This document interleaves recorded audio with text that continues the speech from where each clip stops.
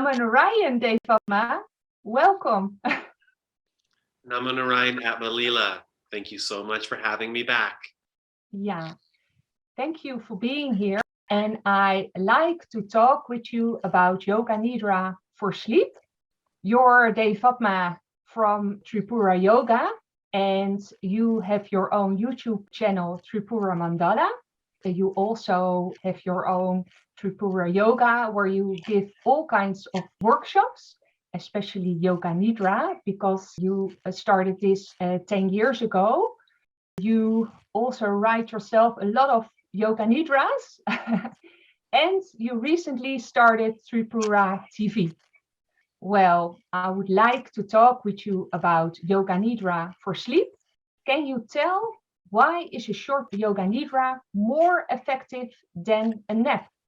Oh, why is a short Yoga Nidra more effective than a nap? I really like that. That's a great question.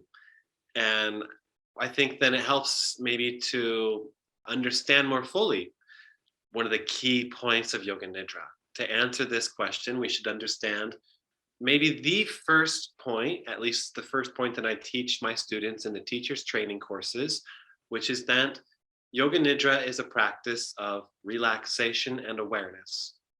And the principle here is that by remaining aware, you can become more deeply relaxed than when unconscious. And there's a correlation between awareness and relaxation, just like there's a correlation between a lack of awareness and tension. So we are carrying tension unconsciously, habitually. And so when you can remain aware and expand your awareness around the body, then you can achieve much deeper relaxation.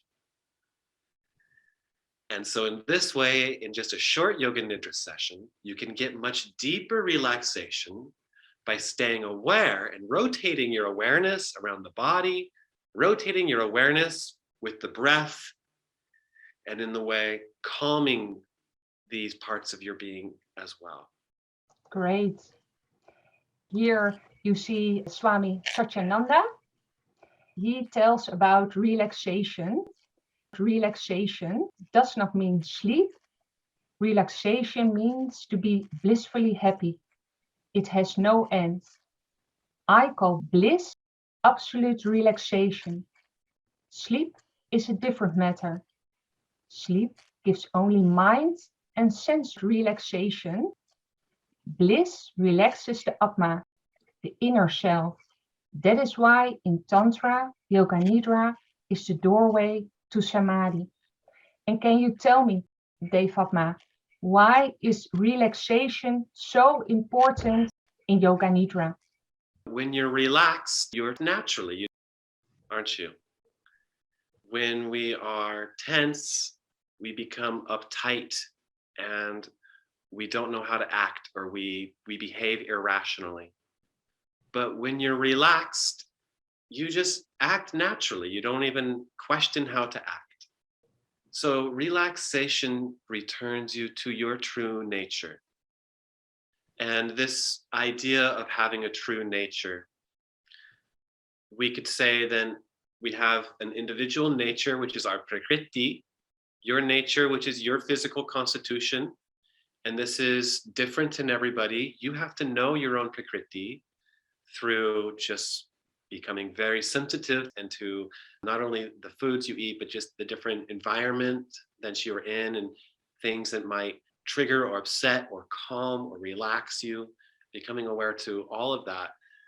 That's your physical nature, your prakriti, right? That Ayurveda talks a lot about.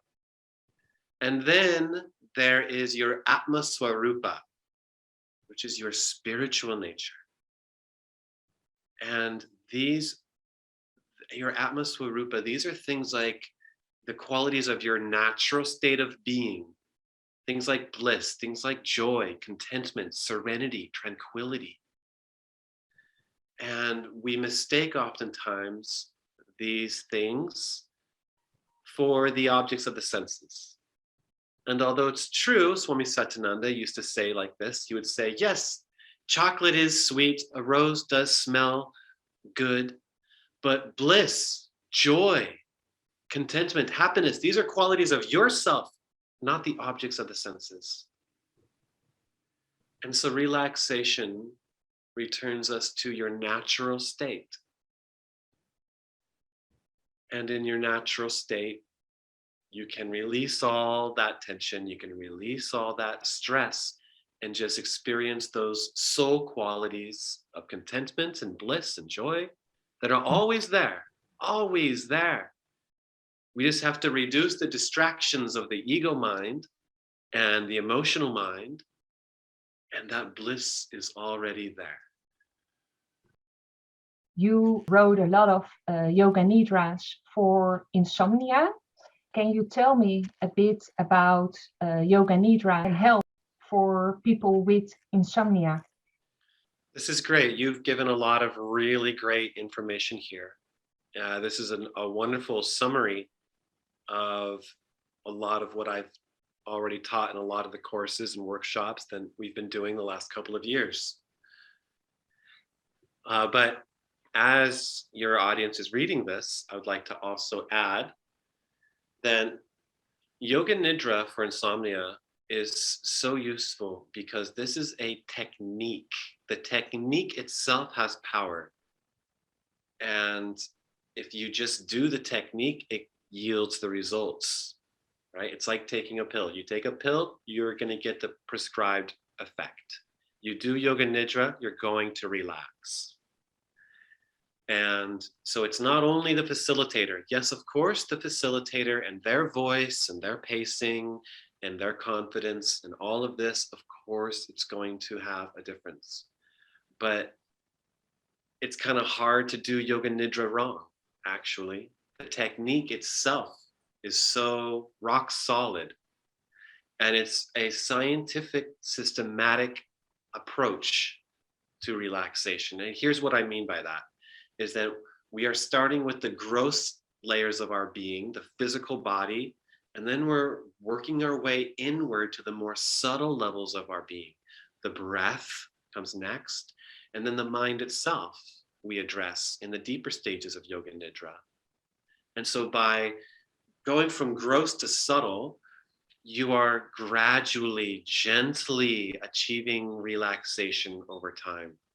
And instead of expecting yourself to just fall asleep all at once, we achieve deeper and deeper stages and states of relaxation. So then even if you don't fall asleep, you're still going to be so much more deeply relaxed and will get therefore more rest than if you were just tossing and turning all night.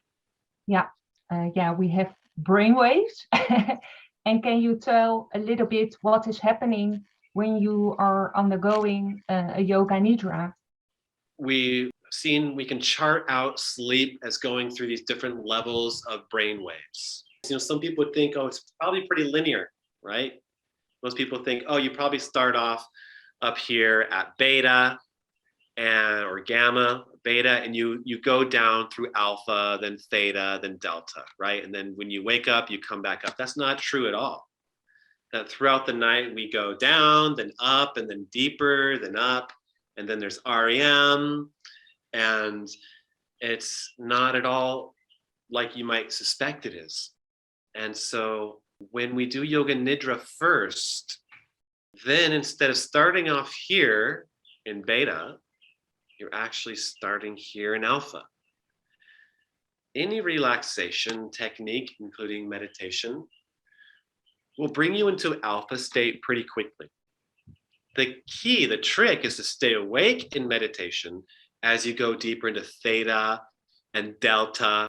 And we would even say Nirvikalpa Samadhi, the ultimate highest Samadhi, is just 0 hertz, when there is no brain activity, but the consciousness is still present. There's still wakefulness presence. By starting off in alpha with Yoga Nidra, you're now going to sleep much more deeply. You're going to go deeper into sleep. This is going to help you to also stay asleep longer. Not everybody has insomnia. Some people, they can sleep fine, but then they might get woken up by something, maybe just 2 hours later, and they can't go back to sleep. So there's, different types of sleeping disorders. And Yoga Nidra really is a godsend for all of them. For the insomniac who can't fall asleep, having this kind of technique that in and of itself is powerful enough to help you actually fall asleep is extremely helpful. It's a godsend for insomniacs.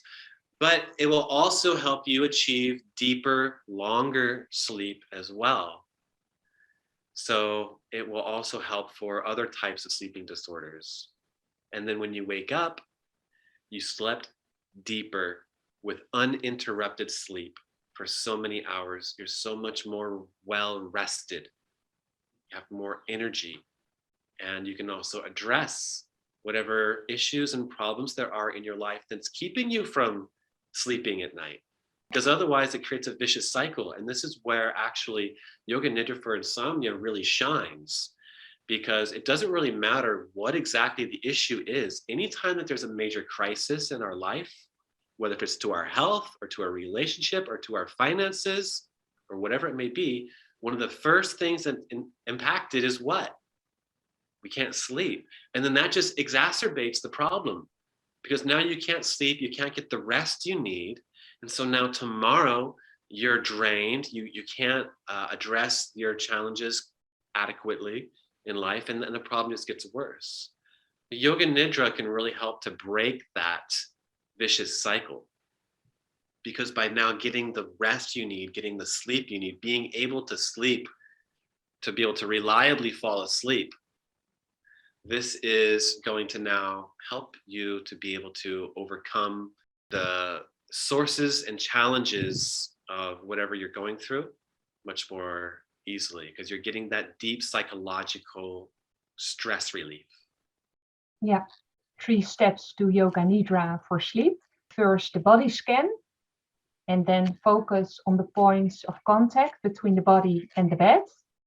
And then the mental alternate nostril breathing while counting down. We can just simplify it down into these 3 most basic components. 3 is a number that most people, you can remember 3 things, right? So body scan, points of contact, and mental alternate nostril breathing. When you have done a Yoga Nidra a few times, then you can very easily memorize this sequence for the body scan. So body scan, the way that we do it at Tripura Yoga and on the YouTube channel, Tripura Mandala, is we start at right hand thumb, then we go through all the 5 fingers, then hand, and then lower arm up like this. And then we do the left side, then top down. And it's a pattern that you can very easily memorize.